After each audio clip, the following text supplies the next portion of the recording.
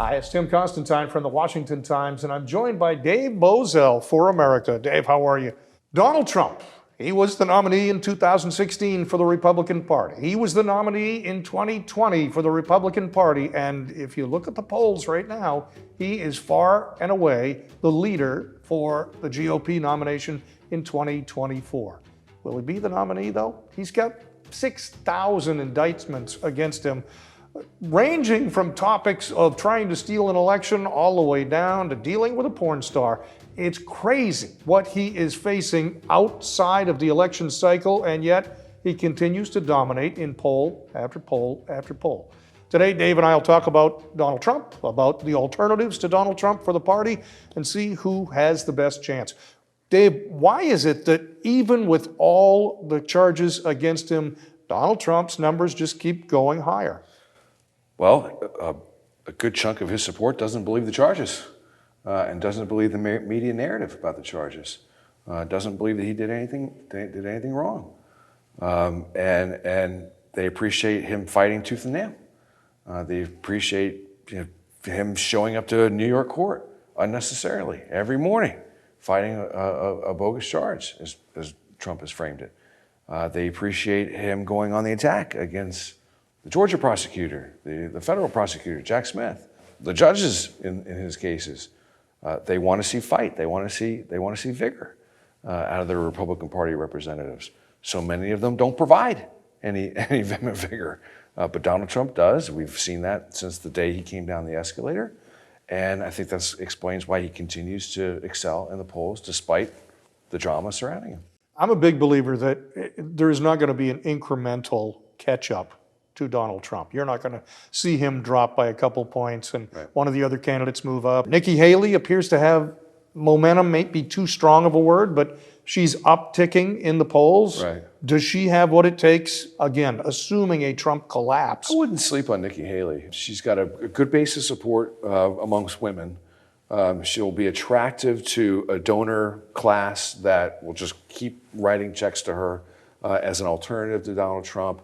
And because she can speak to issues that are different, in a different way, in a more passionate way, that's attractive to the so-called never Trump voter.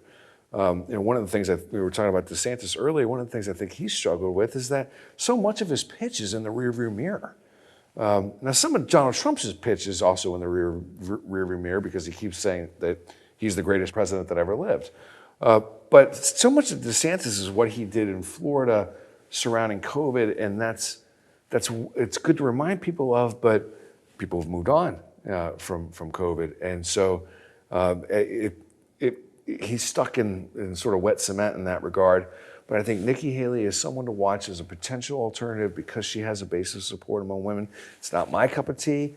I don't like the vagina monologues that she throws out there during the debates. It makes me cringe. I can't speak for the average guy out there, but it drives me nuts. I think it's wholly unnecessary, and I think there's an attraction to Vivek, but you also think that when push comes to shove, when this stuff gets serious, he could end up being like an Andrew Yang of the primary cycle and not get over it. I think he has a great future on Fox News or CNN or somewhere talking about whoever the nominee is for the next 12 months, but I don't think it's going to be him. Right. What about Tim Scott? Any opportunity there? No. He's got a great message, but I don't see him getting any traction. I don't see where the skill set is to get on television, to be. You've got to be a little bombastic, all right? And I think Tim Scott is the last person that you would expect to be bombastic. Anybody else among them? Chris Christie polls pretty well in New Hampshire. Does that help him? No.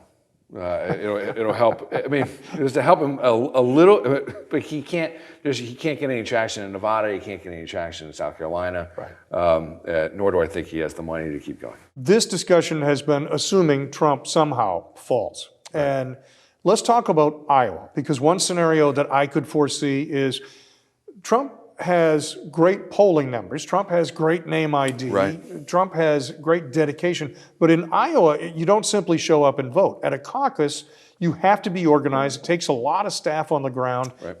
Your people go in, and they have to stay there. They can move around while they're there. If their candidate doesn't look like they're going to fare well, They can move across the room and support a different candidate.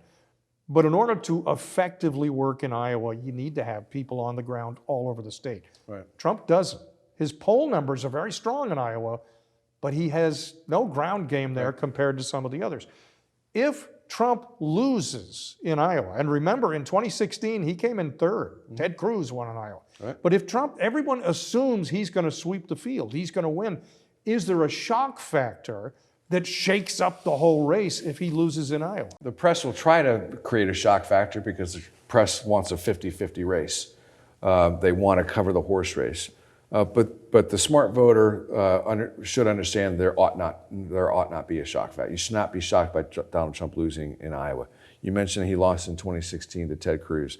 Iowa has a kind of a poor recent history of not picking the eventual winner.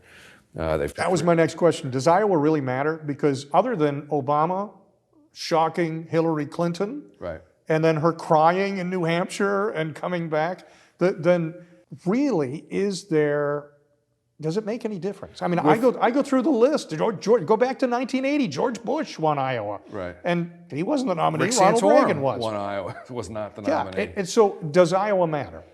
Certainly not really in the electoral college, the delegate collection, because all that stuff gets ranked out. So Ted Cruz wins 30 delegates. Donald Trump wins 28. Okay, it's kind of a wash. It just matters in the sense that the press will try to create this narrative that Donald Trump is not invincible, but Donald Trump has just this uncanny way of stiff-arming all that stuff. He is, and that's what kind of makes him Teflon. If he were to lose Iowa by a couple of points, by a couple of delegates, I wouldn't be surprised if he just dismissed Iowa and said, Iowa doesn't like Trump, and then move on to the next one and sweep them all. Right. Let's move on to the general election. If Donald Trump is the nominee, can he beat Joe Biden? I realize Joe Biden's a weak candidate, compromised candidate.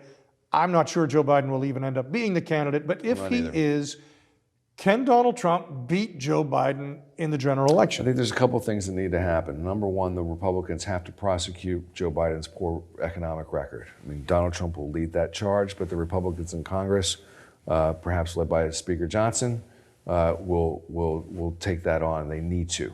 There are people really hurting. You can't buy a stick of butter for under $6 right now. There are people really hurting, and the Republicans need to make the case that that is all a result of Joe Biden's poor economic record. If they can do that, that's a leg up. Another thing I think that might need to happen for Donald Trump to pull this off, taking all election shenanigans and putting that off to the side for a second, I think RFK Jr. needs to have a little bit of a strong showing. Third-party candidates against the incumbent have helped the challenger historically.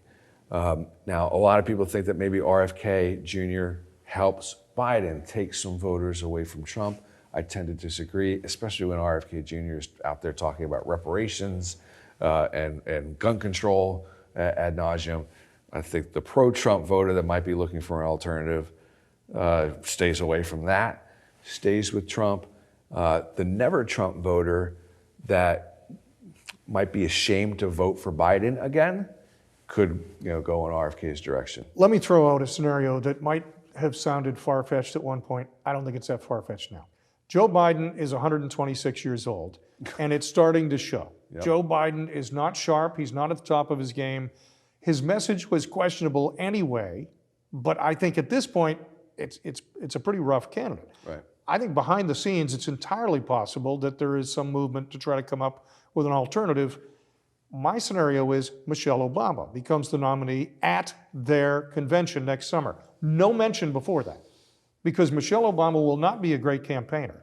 But for 30 days after they announce her, she won't have to say a word. The media will fall all over themselves saying, oh, Michelle Obama is the savior. And then she'll only have about another 40 days after that she has to maybe show up to one debate, do some glad handing. She gets the minority vote, she gets the women vote. Can Donald Trump beat Michelle Obama? Well, I mean, the press will treat her like royalty.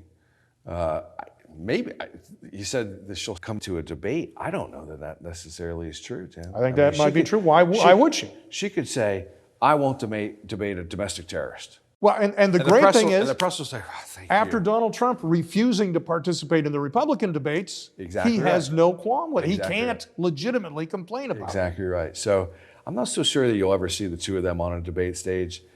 She would be a tough out. She really, really would. The country tends to vote for divided government. If you look historically, I mean, hence the Republican Party's problem right now. The country reflexively doesn't want government doing big things. That's why they choose divided government.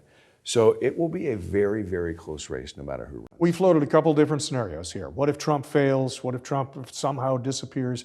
What if Trump is the nominee? Can he beat Biden? Can he beat Obama? Let's do your best prognostication roughly 1 year ahead of Election Day. What do you envision actually happening? I've said for a good 6 months now that I think Trump would win against a candidate not named Biden. Trump will never give up, ever. And I think that also explains his increased popularity. He'll just never quit on this, ever. And so I think he'll win against a candidate not named Biden. His name, Dave Bozell. He is For America. I'm Tim Constantine from the Washington Times. Thank you.